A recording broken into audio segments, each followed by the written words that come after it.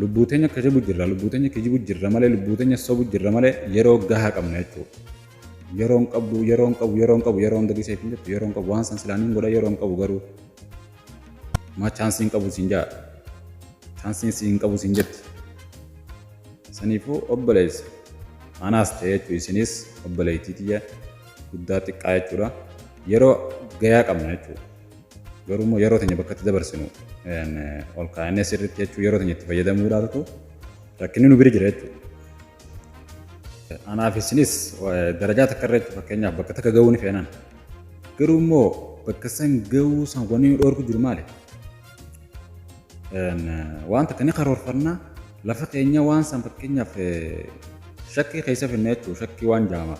Shakkii waan jaamaa keessa finna yoo waan kana dalagee akkamii galmaniin gamoo hin gahu shakkii keessa fidde jechuudha waan silaa godhuu deemtu san shakkitee jirte jechuudha waan kana yoon godhee itti seene galmaan hin gahu ammaa yoo fakkeenyaaf biizinesi xiqqishaa tokko harkattaa maallaqa xiqqaa tokko gisee harkattee wayiniin itti dalagaa ittiin jettaa yoo waan kana godhee inni kasaaraa yaadiro jettee jechuudha shakkii keessa fidde jechuudha.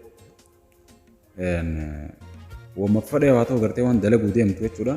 Shakkii irraa hambisee shakkiin alatti shakkiidhaan alatti dalaguu qabdaa jechuudha. Waan tokko gisee niin godhettee murteessitee waan niin godhettee murteessisan agartee miidhuma isaa beekuu qabda ammas murteessan odoon shakkine jechuudha.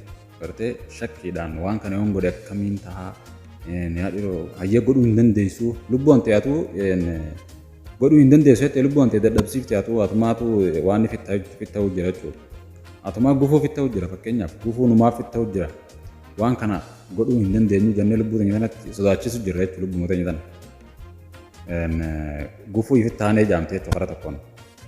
Waan inni ati godhuun dadhabde hin jiru jechuudha. Rabbiin sababa godhu siin jee sababannaan ati sababa goonaan jechuudha waan fedhe tattaafannaan wanni fedhe ati godhuu hin dandeenyu jirtu wanni fedhe ni dandeessaa jechuudha fedhe waa ta'u hin danda'u jettee lubbuun ta'etti gufuun ta'in. Kana jechuudha agartee karaatii jechuudha iskuula gisee karaatu barsiisaan waan takka nu gaafachuu ture. Tokko tokkotti nu gaafachuu ture mee maal ta'uu barbaaddanii gisee barnoota kana barattanii fixxan maal ta'uu barbaaddan akkam ta'uu barbaaddan jee nu gaafachuu ture. Hedduminaan jechuun namni dooktoraa, piroofeesaraa jechuun darajaa guddoo sila jaalanna jechuun darajaa guddoo akka irra gahuu ni feenaa jenneeti niyyaa teenya himannaa. Garuu immoo niyyaa teenya himachuun bareedaadha. Niyyaa teenya san darajaa guddoo sanarra gahuuf garuu waan takka murannoodhaan itti seenuu qabda gisumatti seentu jechuudha. Murannoodhaan itti seentee galmaan gahuu irratti rakkoo qabna jechuudha waan takka agartee ni eegalla karaa dhiifna jechuudha. Obsa waan jaamu jechuudha obsa waan inni jaamu hin jiru jechuudha bira. Gartee odoon anaaf isinis jechuudha fakkeenyaaf odoon isinirra beekee isinitti haasa'uu hin jiraatin anis